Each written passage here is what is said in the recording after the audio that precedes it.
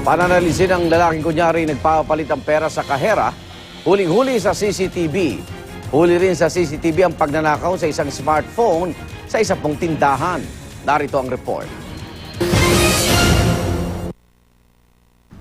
Habang abala ang tindera at ilang customer sa loob ng isang tindahan sa Batak City, Ilocos Norte, isang lalaking may nakasukbit na helmet sa braso ang tila nagmamasid sa lugar. Ang target ng sospek, ang cellphone na nasa estante. Nang makakuha ng tiyempo, hinablot niya ang cellphone. Dali-dali niya itong inilagay sa kanyang helmet sabay labas sa tindahan.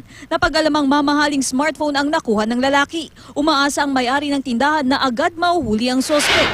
Sa pool din sa CCTV ang aktwal na pananalisin ng isang lalaki sa isang kahera sa Pagadian City. Nagpabuo raw ng pera ang sospek. Iniabot sa kahera ng sospek ang 5 tig-100 piso at 500 piso para mapabuo ito ng 1,000. Nang abutan na ng buong pera, mabilis na isinuksok ng sospek sa kanyang bulsa ang pera at nagreklamong 100 pesos lang ang natanggap niya. Kaya binigyang muli ng kahera ng 1,000 pisong buo ang sospek at dire-diretso na itong umalis. Tinutugis na ang sospek. Hindi bababa sa 5 ang patay matapos banggain ng isang fuel tanker sa Pinakbakdaw, Samar. Base sa investigasyon ng pulis, nawala ng kontrol ang fuel tanker kaya't bumangga sa hilera ng mga bahay. Matapos bumangga ay biglang nagliyab ang tanker at sumabog. Kabilang sa mga namatay ang 3 residente sa lugar at ang 2 sakay ng tanker. Isa naman ang sugatan matapos magtamo ng mga paso sa katawan. Patuloy na inaalam ng mga investigador kung sino ang may-ari ng fuel tanker.